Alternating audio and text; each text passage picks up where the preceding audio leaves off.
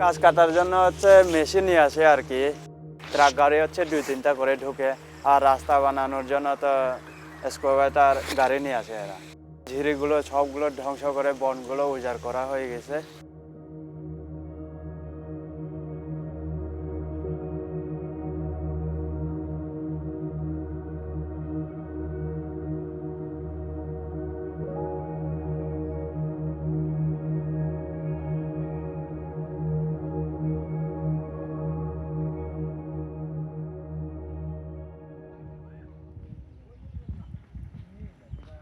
Rung clip chính cả in cả tôi rồi tôi bỏ tôi này để in khám nào à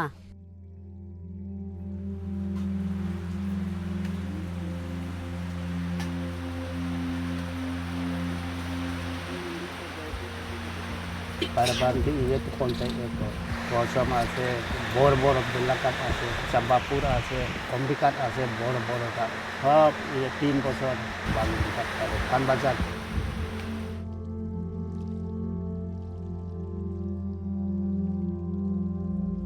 2024 সালে আমরা বাধা দিছি এই ঝিরিটা যেন নষ্ট না হওয়ার কারণে, এই ঝিরিটাকে যেন সুরক্ষিত রাখে।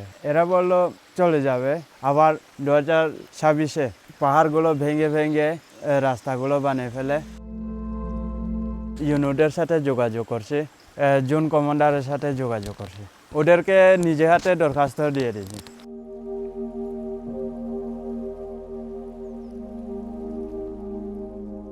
ওখানে একটা এক্সকেভেটর পেয়েছি আমরা, ওই এক্সকেভেটর দিয়ে মাটি কেটে কেটে নতুন রাস্তা করে ওরা ভিতরের দিকে ঢুকছে, আর ধরেন আশেপাশে যে গাছগুলা আছে ওইগুলা কেটে আর ডাম্পার ট্রাক দিয়ে নিয়ে আসে। তো ওখানে একটা লেবার শেড ছিল অস্থায়ী, লেবাররা আপনার ইলেকট্রিক করার দিয়ে এগুলা কাটে। কাঠগুলা হচ্ছে আপনার আমাদের এখানে একটা প্লাইউড ফ্যাক্টরি আছে, ওখানে আসে। ওদের ওখানে যে দেখলাম ওদের কোনো রেজিস্টার নাই, কিন্তু আমাদের যে নীতিমালা আছে, বিশেষ করে করাতকল বিধিমালা, ওখানে কিন্তু বলা আছে কোনো কাঠ যদি আসে কাঠের সোর্স উল্লেখ থাকতে হবে, কাঠ থেকে নেয়া, তার নাম, ঠিকানা, মোবাইল নাম্বার, সেই কোত্থেকে ওই কাঠ নিয়ে আসলো। তো ওখানে কিন্তু অনেক বড় বড় গাছ, কিন্তু তাদের কাছে কোনো তথ্য নাই।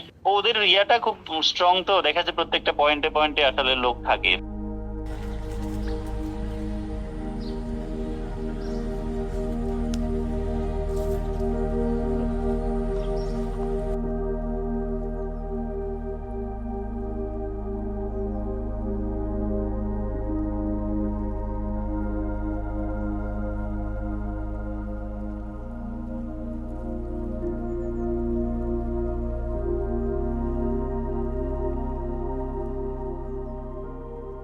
বর্তমানে বিসিএফ অনেক হুমকির মধ্যে রয়েছে।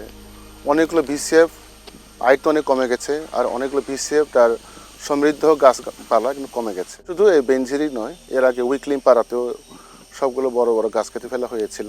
30% মাত্র আছে বনাঞ্চল উইকলিম পাড়াতে। গাছ পাচারের পিছনে হেডম্যান, উপজেলা চেয়ারম্যান, নেতৃবৃন্দ তাদের ব্যবসায়িক স্বার্থে এই গাছগুলো বনাঞ্চল ক্ষয়ক্ষতির পিছনে বড় একটা অংশ রয়েছে। দার্জিলিং পাড়া আছে আমাদের একটা প্রজেক্ট এরিয়া। বাউন্ডারি ডিমার্কেশনের জন্য, পিলার ইনস্টলেশনের জন্য যখন তারা গেল বনে, তখনই আসলো বিপত্তিটা। পার্বত্য এলাকাতে বিভিন্ন লেয়ারের প্রশাসন রয়েছে, এখানে অদৃশ্য প্রশাসনও রয়েছে। বাউন্ডারি পিলারটা আমরা দিতে ব্যর্থ হয়েছি।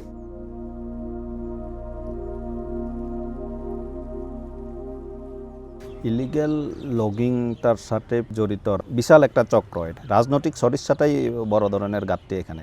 রাস্তা দিয়ে তো যায়, ওখান থেকে তো আর হেলিকপ্টার দিয়ে যায় না, বা কেউ কাঁধে করে নিয়ে যাইতেছে না।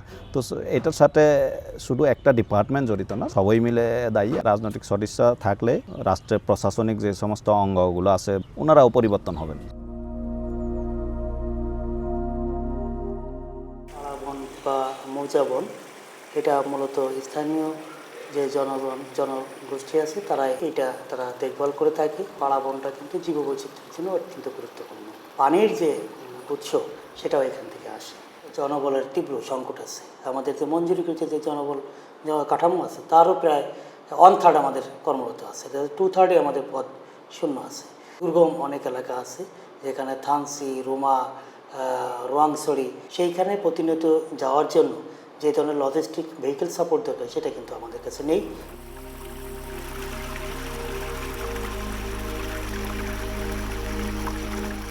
পাড়াগুলিতে বেশিরভাগ যেখানে পানির ক্রাইসিস, নাব্যতা ছিল, সেটা দিন দিন কমিয়ে যাচ্ছে। বিকজ বনগুলি উজাড় হচ্ছে, ঝিরিগুলির পাথর তোলা হচ্ছে। এই সমস্ত কারণেই রাষ্ট্রীয়ভাবে এটাকে মেনটেন করতে হবে এবং সামাজিক সচেতনতা আনতে হবে।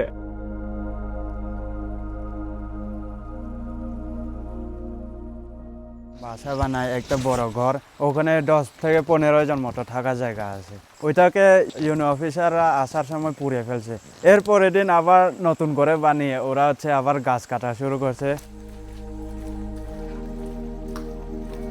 Tầm ta dục ta chơn ta cha cả mi tổng thể ta cha bờ sinh dục cấu dục đuổi được cả mà pu bạc chu cháu ở ta quay hức khe ta cha cả mi ta khăm cả mi 30 yong khi cái 30 yong in nào mi có được yong với được mi xin bồi được cả bồi được in cả khám được tùy dùng bồi in cả khám được tùy ngạc chắc thì in khám